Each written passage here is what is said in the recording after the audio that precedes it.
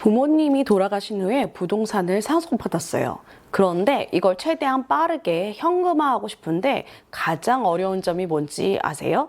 바로 공동상속인 간의 협의와 세금 문제인데요. 나는 빨리 팔고 싶어도 다른 상속인들이 거부하면 그 기한은 기약 없이 계속 늘어나게 되고요. 나중에 세금으로 적게는 수천만 원에서 많게는 수억 원의 세금을 더 내서 뼈저리게 후회하는 경우 발생합니다. 그래서 오늘 영상에서는 여러분들이 상속 부동산을 각 상황에 맞게 빠르게 처리하고 세금 문제 때문에 큰 금액을 손해보지 않고 가장 유리하게 매도할 수 있도록 반드시 알아야 할 핵심 전략 3가지를 알려드릴게요. 안녕하세요. 상속 전문 변호사 최선혜입니다. 변호사님, 부동산을 상속받고 나서요. 전 이걸 빨리 처분하고 싶은데 형제들이 절대 안 된다고 반대하면요. 그걸 처분할 방법이 없는 거예요? 실제로 여러 가지 사정으로 상속부동산 처분에 대한 협의가 안 되는 경우가 많이 발생을 합니다. 그런데 상속부동산을 처분하려면 원칙적으로 상속인 전원의 동의와 인감 낙인이 필요하거든요. 그러니까 공동상속인 형제들이 동의해주지 않으면 처분하는 게 사실상 어려운 거죠. 그렇다고 아예 방법이 없는 건 아니에요. 고려할 수 있는 법적 절차가 크게 2가지가 있어요. 첫 번째는요, 법정 상속 지분대로의 등기입니다. 협의가 이루어지지 않아도 상속인 중 한 명이 단독으로 전체 상속인을 위해 법정 지분대로 상속 등기를 신청할 수 있어요. 일단 등기를 하고 나면 각자의 지분이 표면상 드러나게 되고 재산권을 행사할 수 있는 기초가 됩니다. 다만 주의할 점이 있는데요. 일단 법정 지분대로 등기는 했는데 다시 상속재산 분할 협의를 하거나 소송을 하는 경우에는 지분이 변경되게 돼요. 이때는 등기를 다시 해야 되는 번거로움이 있을 수 있고요. 추가적으로 취득세, 법무사 비용이 발생할 수 있는데 이걸 처음에 부담해야 됩니다. 따라서 이는 임시적인 조치일 뿐 근본적인 해결책은 아닐 수도 있어요. 2번째는요, 법원을 통한 분할인데요. 협의가 불가능할 때 가장 확실한 방법은 소송입니다. 만약 상속인 간에 누가 부모님을 더 많이 부양했다, 재산을 더 받아야 된다, 예를 들어 기여분 같은 게 있겠죠. 또는 누가 미리 증여를 받았으니 덜 받아야 된다, 이건 특별수익이라고 하거든요. 이런 다툼이 있다면 상속재산 분할 심판을 청구해야 하는데 이 절차를 통해 법원이 각 상속인들의 최종적인 상속분을 결정해 줍니다.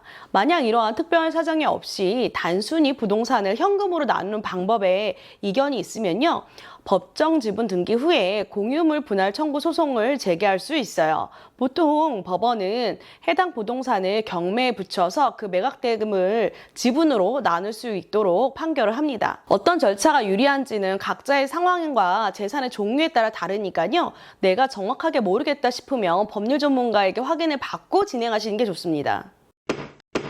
변호사님, 그럼 상속 부동산을 처분하기로 형제들끼리 전부 협의가 다 되면요. 네. 이걸 그냥 팔면 돼요? 최대한 세금을 적게 내고 팔면 좋을 것 같은데요. 따로 방법이 있을까요? 물론 세금을 적게 낼 수 있는 방법은 있습니다. 이건 상황에 따라 좀 다른데요. 첫 번째는요, 감정평가를 제대로 활용하는 방법이에요. 상속 부동산의 가치를 평가하는 방법은 크게 3가지인데요.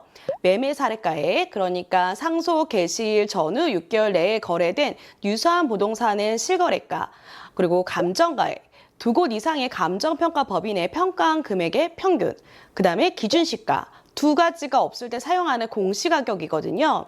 아파트처럼 거래가 활발하다면 매매 사례 가액이 우선 적용될 수 있는데요.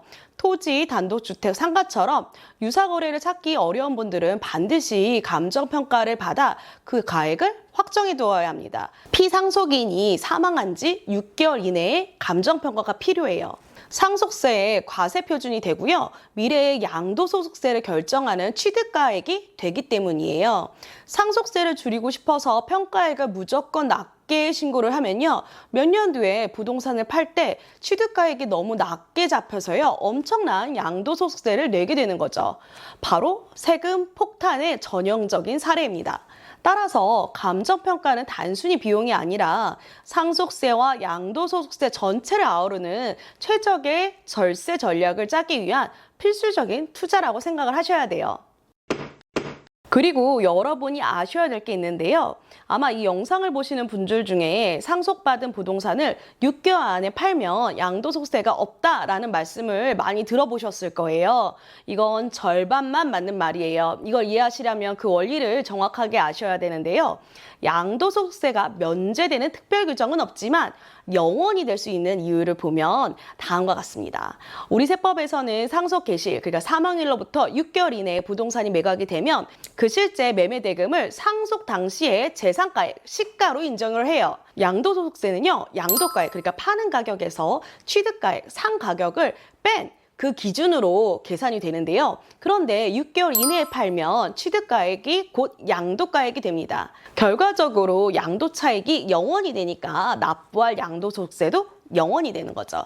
이 전략의 핵심은 상속세와 양도소득세 간의 시속게임을 이해하는 건데요. 6개월 내에 높은 가격으로 매도했을 때 양도세는 영원이 되지만 높아진 매매 대금이 상속재산 가액이 돼서 상속세 부담이 커질 수 있는 거죠. 감정평가로 취득가액을 낮게 신고 후 나중에 매도를 하면 당장의 상속세는 줄일 수 있지만 미래의 높은 가격으로 팔 경우 낮은 취득가액 때문에 막대한 양도소득세를 부담할 수 있게 되는 경우도 발생합니다. 그래서 상속재산 총액이 상속세 면제 한도, 그러니까 배우자 및 자녀 존재 시 최소 10억 원에 미치지 못해서 상속세 자체가 발생하지 않는다면요, 6개월 내에 최대한 높은 가격으로 매도를 하거나 감정평가를 해서 취득가액을 높여두는 것이 압도적으로 유리할 수 있어요.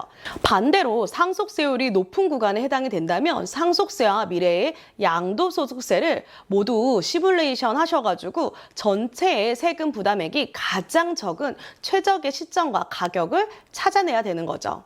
6개월이라는 시간은 매우 짧기 때문에 빨리 처리하는 것이 모든 면에서 유리합니다.